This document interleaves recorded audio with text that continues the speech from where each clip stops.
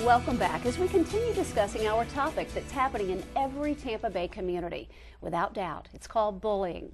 I'd like to introduce you to our next two guests, and they're two people who are making great strides in the awareness of bullying. Gerald Lutman and Jessica Moody-Shafer. Gerald is an officer with the Pinellas County Schools Police Force, and he deals with bullying on a daily basis every time he's at work. And Jessica is the Director of Operations for the Gulf Coast Giving Organization, and she's been behind a first-of-its-kind proclamation in Pinellas County. Thank you for joining us. We appreciate it. Tell us, Gerald, you deal with bullying on a daily basis. How bad is it? It's pretty much bad in all the schools. I mainly deal with the ones that are in my school, though.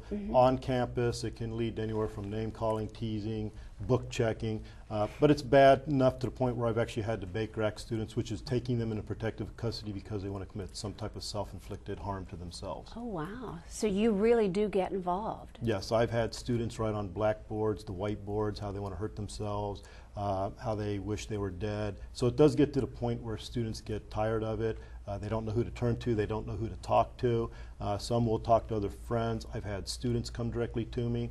I've had friends of students come to me, and then I've actually had parents come to me about issues that are happening off campus, which recently will be able to be dealt with now that they enacted the new cyberbullying. Yeah, let's talk about that. Will that change your job quite a bit, won't it? My job actually will remain the same because at the school level, bullying on campus is usually resulting in a disciplinary action at the school level from one of the administrative assistant principals or the principal. What I would have is a lot of parents coming in with issues from social networking sites, things that are happening off campus that really the principal doesn't have the authority to investigate.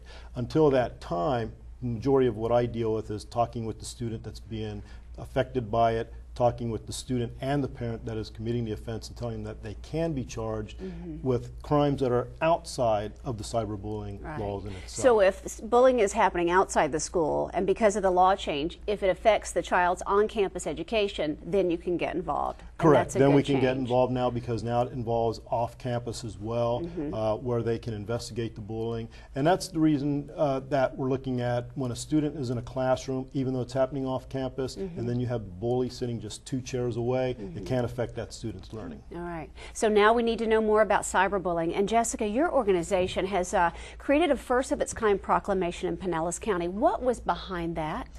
Well, Jen, Gulf Coast Giving is a 501c3 nonprofit charity, and our main mission is to provide technology to schools and other nonprofits. And while most would agree that technology is a must-have in today's modern world, we also know that cyberbullying is an epidemic and technology is being abused. So Gulf Coast Giving decided to take it one step further, and we have integrated into our mission cyberbullying awareness and an effort to increase integrity when using interactive technologies. And we've been blessed by the Pinellas County Board of County Commissioners to host the first ever Cyberbullying Awareness Week through a proclamation naming September 23rd through the 27th Cyberbullying Awareness Week. All right, so what's going to happen during that week? Oh, during that week we plan on hosting free events for the community at large. All of Pinellas County children and parents are invited to come out. And the main highlight of the week is a celebration. September 27th, we'll be partnering with like-minded organizations through sponsorship opportunities to create this free event to increase awareness. Wow, that's great. It is. And I'm sure you're going to get involved too. Oh, sure. We've already talked on email about the issues. That's great. Do you think the efforts that you guys are doing and what other people are doing, is it helping? Is it changing things and hopefully preventing bullying? I put on a presentation in school, of which Carmen Brandy, which you'll hear a song later from her, actually sang at the end, and it got rave reviews from the people and the parents I spoke to afterward. As long as programs like Jessica's can get out there, presentations like I do can get out there, I think people and students mainly will have a better understanding that you could eventually be charged with a crime if you continue to bully people. All right. Jen, I think that most suicide prevention organizations would agree that cyberbullying and bullying is truly a suicide issue. And so yes, I think this will help.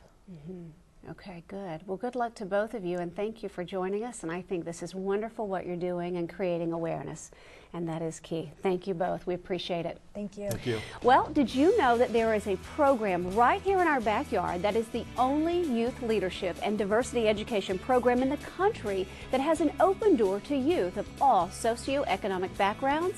Well, there certainly is. And you're going to find out more about it next on Our Issues Tampa Bay.